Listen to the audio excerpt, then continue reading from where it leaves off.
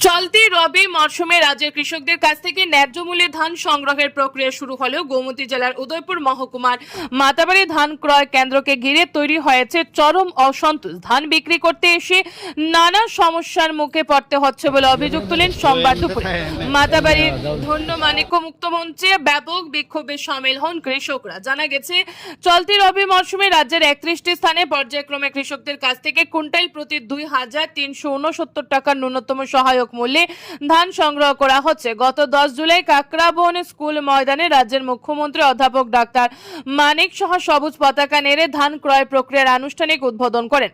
এরপর দ্বিতীয় ধাপে গোমতী জেলার উদয়পুর মহকুমার মাতাবাড়ি ধন্যমাণিক্য মুক্ত মঞ্চে খাদ্য ও জনসংভরণ দপ্তর এবং মাতাবাড়ি কৃষি মহকুমার সহযোগিতায় ধান কেনা শুরু হয়। কৃষকদের অভিযোগ, 18 জুলাই ধান ক্রয় প্রক্রিয়া শুরু হওয়ার পর থেকেই নানা সমস্যার সৃষ্টি হতে থাকে। 19 জুলাই থেকে পরিস্থিতি আরো জটিল হয়ে ওঠে। সোমবার ধান নিয়ে আসা একাধিক কৃষক অভিযোগ করেন, সরকারের নির্ধারিত মূল্যে ধান বিক্রি করতে এসে তাদের হয়রানির শিকার হতে হচ্ছে। কৃষকদের অন্যতম অভিযোগ, মাতাবাড়ি মুক্ত মঞ্চে রাখা ধানের বস্তা রাতের অন্ধকারে চুরি হয়ে যাচ্ছে। এর পাশাপাশি ধানের ওজন করা এবং গাড়িতে ধানের বস্তা ওঠানোর জন্য শ্রমিকদের অতিরিক্ত টাকা দিতে হচ্ছে বলে অভিযোগ করেন তারা। কৃষকদের দাবি, প্রতি বস্তা ধান ওজন ও লোডিং এর জন্য শ্রমিকরা 10 থেকে 15 টাকা করে দাবি করছেন। কৃষকরা টাকা দিতে অস্বীকার করলে শ্রমিকরা ধান ওজন করে কিংবা গাড়িতে তোলার কাজ করতে অনীহা প্রকাশ করছেন বলে অভিযোগ। এই ঘটনাকে কেন্দ্র করে সোমবার দুপুরে ধান ক্রয় কেন্দ্র চত্বর উত্তেজনা ছড়িয়ে পড়ে।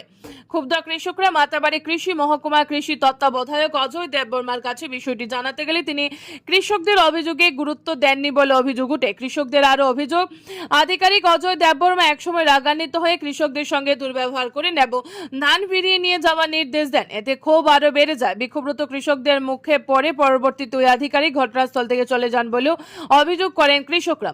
কৃষকদের বক্তব্য, সরকার যেখানে কৃষকদের স্বার্থে ন্যূনতম সহায়ক মূল্যে ধান ক্রয়ের উদ্যোগ নিয়েছে, সেখানে মাঠ পর্যায়ে কিছু আধিকারিক ও ব্যবস্থাপনার কারণে সেই উদ্যোগ প্রশ্নের মুখে পড়ছে। ধান বিক্রি করতে এসে যদি কৃষকদের হয়রানির শিকার হতে হয়, তাহলে সরকারি এই প্রকল্পের উদ্দেশ্য ব্যাহত হবে বলে দাবি করেন তারা। এদিকে কৃষকদের অভিযোগকে ঘিরে প্রশ্ন উঠেছে খাদ্য ও জনসংভরণ দপ্তর এবং কৃষি দপ্তরের ভূমিকা নিয়েও। কৃষকদের অভিযোগের সত্যতা যাচাই করে দ্রুত ব্যবস্থা নেওয়ার দাবি উঠেছে বিভিন্ন মহল থেকে। উল্লেখ্য, রাজ্যে কৃষি দপ্তরকে আরো শক্তিশালী ও কৃষক বান্ধব করার লক্ষ্যে কৃষিমন্ত্রী রতন লাল নাথ একাধিক উদ্যোগ গ্রহণ করে চলেছেন। এমন পরিস্থিতিতে মারাবাড়ি ধান ক্রয় কেন্দ্রের এই অভিযোগ দপ্তরের ভাবমূর্তির উপর প্রভাব ফেলতে পারে বলে মনে করছেন অনেকে। এখন দেখার বিষয়, কৃষকদের অভিযোগের পরিপ্রেক্ষিতে কৃষিমন্ত্রী রতন লাল নাথ এবং খাদ্য ও জনসংভরণ মন্ত্রী সুশান্ত চৌধুরী কি পদক্ষেপ গ্রহণ করে ধান ক্রয় কেন্দ্রের অনিয়মের অভিযোগে সুষ্ঠু তদন্ত এবং কৃষকদের সমস্যার সমাধানের দিকে তাকিয়ে রয়েছে এলাকার কৃষক মহল। Bureau report, R E. ধর্মনগর। শুরু লেগেছে কই আনছিলেন ধান দিলে? এই তো ধান ওই গাড়ি ঢেকে দিয়ে রাখছি। এই সাইড বস্তা লগে আমারটাও, আমার নিচে ছয়, সেই বেটার নিচে সাইড। কোন জায়গা? মাতার বাড়ি? মাতার বাড়ি। কোন জায়গা থেকে আইছেন? আমি আইছি মুলাপাড়ার থেকে। কবে আনছিলেন ধান দিলে? কালকে রাত্রি চুরি হয়ে গেছে? কালকে রাত্রে চুরি হয়ে গেছে। কেউ নাই? পাহারাদার টাদার? পাহারাদারটা কইতে পারতেন না বাবু, আঙরে কইছে কেউ লাগে না, অবশ্য চলে পাহারাদার আইব। আইন টাইন কিছু না, দান দাঙ্গ লেগেছে। মরি গেছি গৃহস্থ মানুষ, কমই যেতাম কন। আরো অন হয়তো আইসি কালা আর একটা পদ আনছি, কইছি ইটা আছে 100 বস্তা, যদি দয়া করে আমরা নেন। আমি তো আর হারাই না, এটা 200 বস্তা আনছি, কালকে আইব আরো 220 বস্তা। আমি একজাক্ট ডকের কৃষকারী, বুঝছেন, বেশি বড় ন তো অন এই তো লেগেছে অন দেওয়া ধান লগা, আমরা ধান লাগবো। আপনার কয় বস্তা চুরি হয়েছে? 6 বস্তা। কি নাম আপনার? সুকুমার মন্ডল। কোন জায়গাতে আছেন কইছেন? মুলাপাড়া। কৃষি দপ্তর যারা আধিকারিক তারা কি কইছেন না ফুডের বা কৃষির কি ওরে? কৃষি হেতা করে আনি দিয়েছি বলে ধান এই নীতি আছে, লেগেছে ধান। কি দেখো কয় কি মন আমরা খবর আমি কিষাঙ্গের কৃষক, আমি নিজে নিবেন চক্রবর্তী ছাত্র। এবার লোক ঘুরিয়ে আইছি, দেখবি আমার ধান নিয়েছে। আমরা একটা বস্তা ধান উড়াইতে 700 টাকা আইয়ে খরচ।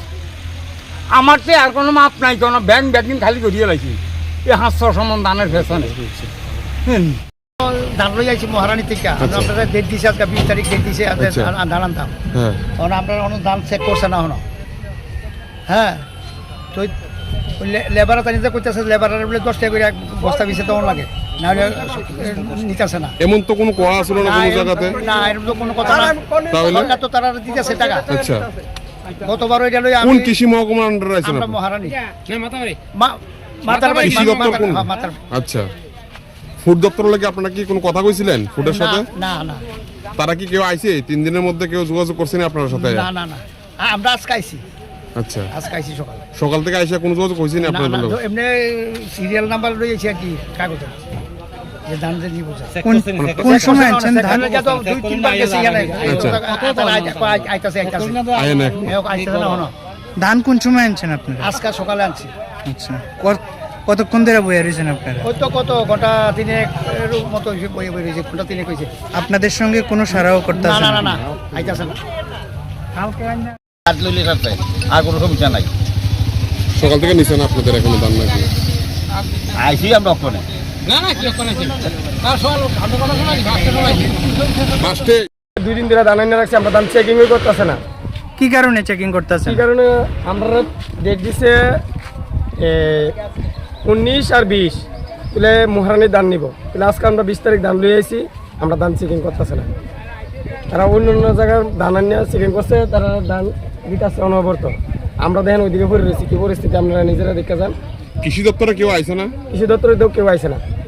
কোন কৃষি মহকুমা?